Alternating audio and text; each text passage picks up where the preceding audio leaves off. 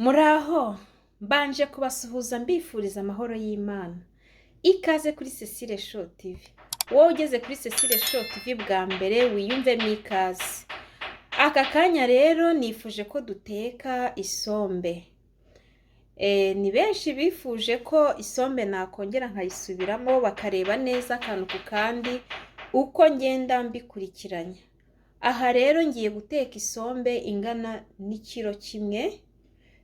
Isombe ngiye guteka ni ibiro bibiri. Ndifashisha na epinari ikiro, ndashyiramo n'izi mboga muri kureba zigizwe na poivre ebyiri z'umutuku, poivre ebyiri z'icyatsi, ibitunguru bibiri bya onyo, ndashyiramo na puwaro izi. Ibi rero nibyo ngiye gukoresha mu isombe, ndibuze no gushyiramo tungurusumu. Muze rero duteka isombe. Iyi sombe yacu nifuje ko tuyiteka igihe kingana n'isaha imwe gusa. Ndabibutsa ko mu gihe ugiye guteka isombe, aha rero mu guteka isombe ubanza gukaranga. Tugiye gutangira dukaranga imboga. Aha nkoresha amavuta ya olive oil, ariko bitabujije yuko wakoresha nayo ufite ayo ariyo yose, yaba amamesa, yaba amavuta asanzwe, ayo ukunda ayo ariyo yose, niyo ubanzamo warangiza ugakaranga imboga. Aha rero ntangiye nshyiramo bya bitunguru.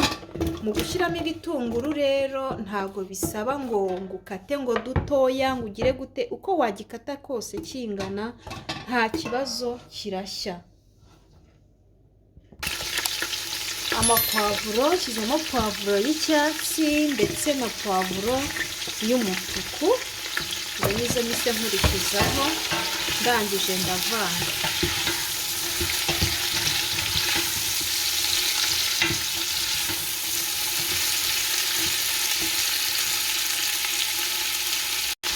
Nyuma yaho mise nongeramo aubergine,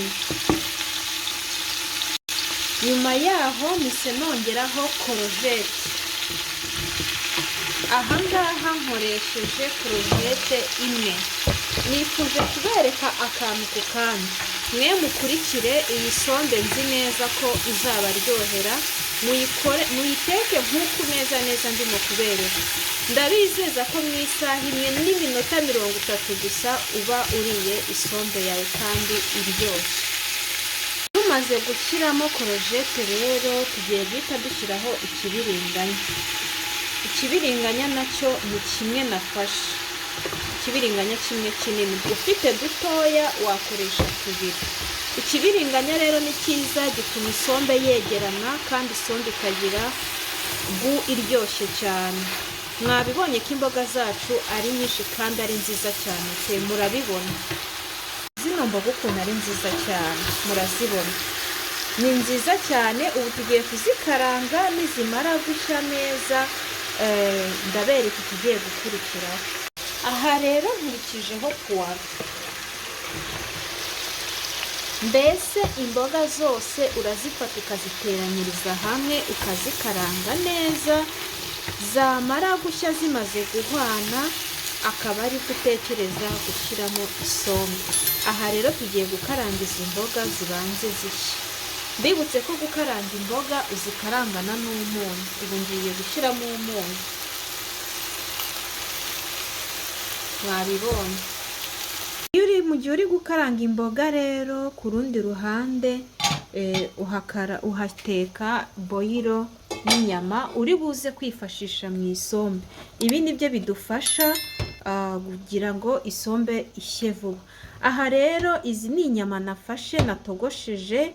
Nabashishikariza kujya mugura inyama zifite imisokoro cyangwa se zifite amagufa, arizo bita meranje, kuko izi nyama ni nziza cyane mu isombe. Aya mavuta azifasha kuryoha. Ikindi nacyo, izi nyama nazitogosanyije na boyiro y'inyama. Ariko udafite iyi boyiro y'inyama wakoresha magi. Ngiye nkunda gukoresha iyi boyiro y'inyama kubera yuko ntago magi nyikunda. Aha rero nashyizemo udutibe tubiri twa boyiro y'inyama. ni ukuvuga ngo izi nyama zo deja zamaze kuba redi, igisigaje ni izi mboga zigiye kuba tayari n'isombe, ubundi nkahita mbivanga. Niyo mpamvu byihuta ku buryo isaha imwe isombe ushobora kuyirya kandi abawe bakaryoherwa. Mwabibonye rero ko imboga zimaze kuba tayari, ubu rero hagiye gukurikiraho gushyiramo isombe.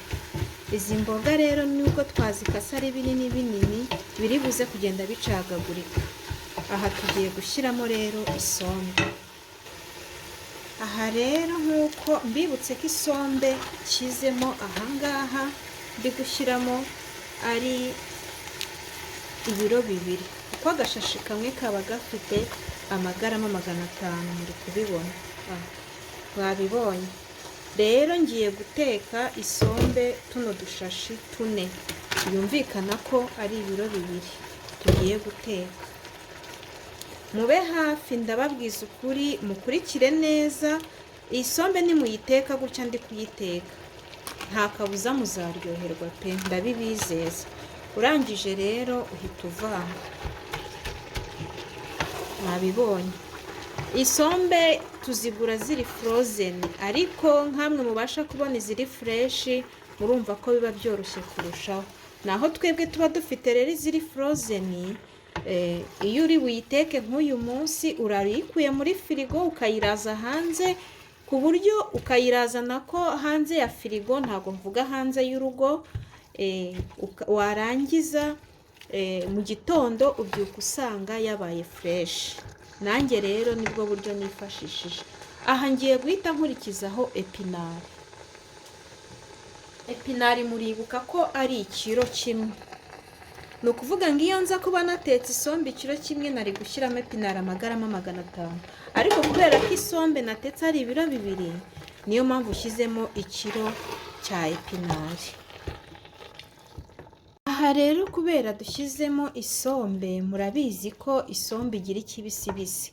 Aha turabanza tureke tuba turetse gupfundikira, ahubwo dukomeze tuvange isombe ibanza ivemo ikibisibisi ubone gupfundikira. Iyo upfundikiranye na kiriya kibisibisi ntabwo ari byiza, hari abitera umutwe cyangwa se ikabatera ibindi bibazo. Ni byiza ko ubanza kuyikaranga gutya yavuyemo ikibisibisi, ukabona yamara kuvamo ikibisibisi ukabona gutangira kujya upfundikira. Aha rero tugiye gushyiramo tumerike. Bibutse ko tumerike umuntu ayiteka mu biryo byose, amasosi yose ushyiramo tumerike. Ni ikirungo cyiza cyane.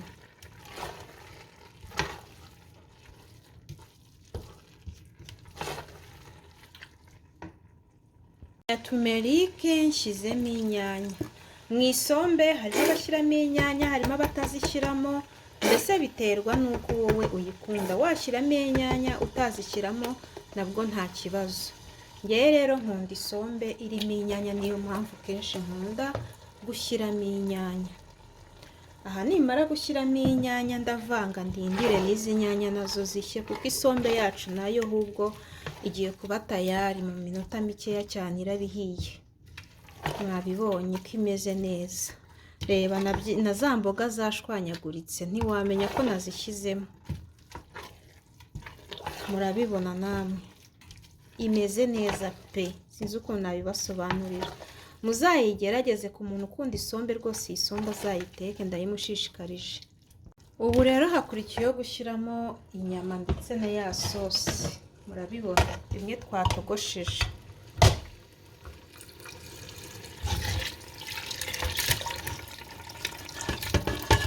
Mwabibonye. Niturangiza tuvange.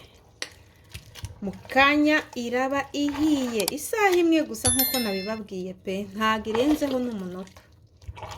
Mwabonye ko isombe yabaye nziza cyane.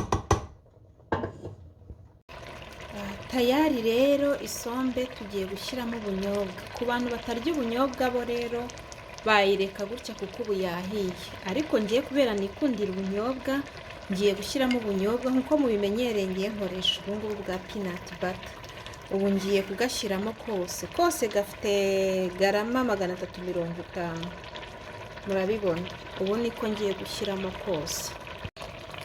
maze gushyiramo ubunyobwa rero, iyo ushyizemo ubunyobwa uvanga neza, ukagenda uvanga ku buryo ubunyobwa washyizemo bukwira hose. Rero maze gushyiramo ubunyobwa, ikindi iyo ubonye bifashe cyane wongeramo utuzi kugira ngo bwa bunyobwa bubashe kwinjira neza mu isosi. Urabona ko hakirimo utubumbe twa bwa bunyobwa kubera nakoresheje peanut butter. Aha rero ngiye kongeramo utuzi kugira ngo buno bunyobwa bubashe gufatanuka kandi buninjire neza mu isombe. Hakurikiyeho gushyiramo tungurusumu, nizo za nyuma, ubundi tukajya kwirira isombe yacu. Isombe tayari yabonetse, nk'uko nabivuze nk'isaha imwe gusa isombe yacu irabonetse. Karibu muze turya isombe. Mwabonye ko isombe yahiye? Mwabibonye? Muze turya isombe. Karibu rero nshuti zanjye, ndabashimiye mwebwe mwabanye nanjye kuva dutangiye guteka isombe kugera ihiye. Mwakoze cyane, muri inshuti nziza z'akadasohoka. Kandi nawe waje kuri Cecile Show TV bwa mbere ukaba watangiranye natwe guteka isombe tukaba tuyirangije, nawe wakoze cyane. Ntiwibagirwe gukora subscribe. Niba mwakunze iyi video, nimba mwakunze iyi sombe uburyo itetsemo kandi byihuse, nawe ukore like. Mwakoze cyane, naho ubutaha mu yindi video ikurikiye. Bye bye.